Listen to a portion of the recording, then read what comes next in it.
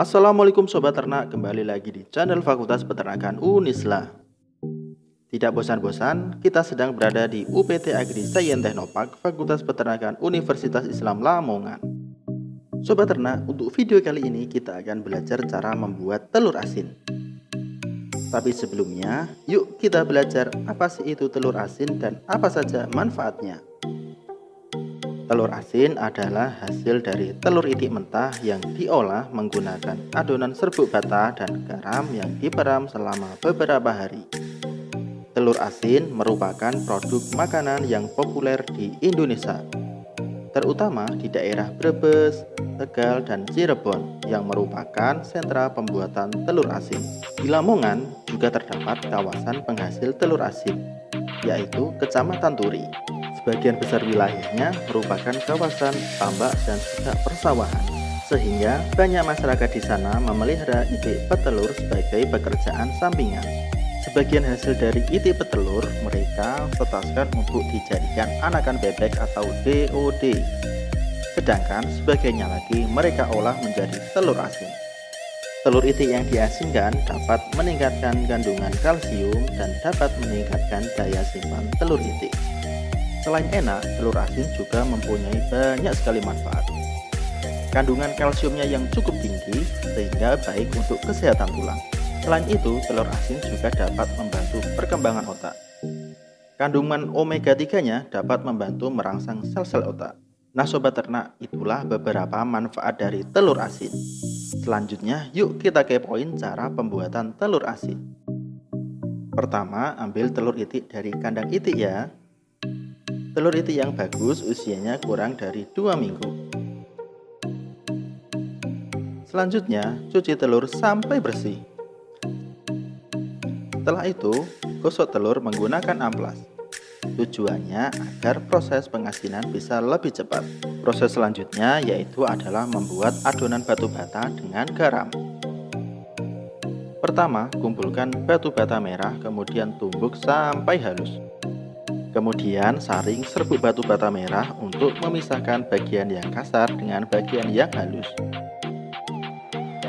Penggunaan batu bata merah bertujuan untuk menghilangkan bakteri E. coli maupun salmonella dalam telur asin. Selain itu, penggunaan batu bata merah juga berfungsi untuk menghilangkan bau amis pada telur itik. Setelah serbuk bata didapatkan, maka campur serbuk batu bata dengan garam.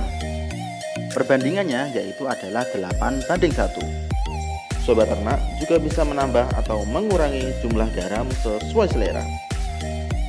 Adonan tidak boleh terlalu encer ya sobat, karena jika adonan terlalu encer maka adonan tidak akan menempel pada telur dan juga telur akan mengambang. Nah Sobat Ternak, jika adonan sudah jadi maka telur siap diperam. Langkah selanjutnya yaitu adalah memasukkan telur itik ke dalam adonan.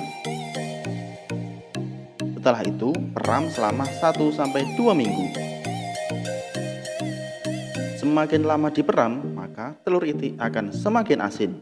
Jadi, tergantung selera ya sobat. Setelah 1-2 minggu, maka telur asin siap diolah menjadi berbagai masakan. Cara paling mudah tentu saja direbus atau dikukus ya sobat. Nah, pertama cuci telur asin dari adonan sampai bersih. Setelah itu, rebus atau kukus telur selama kurang lebih 1 jam.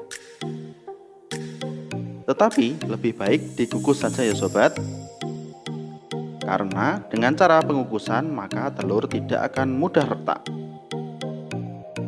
Selain itu, kadar air telur yang dikukus lebih sedikit daripada telur yang direbus, sehingga penyimpanan bisa lebih lama. Setelah 1 jam, kemudian tiriskan. Telur asin siap disajikan.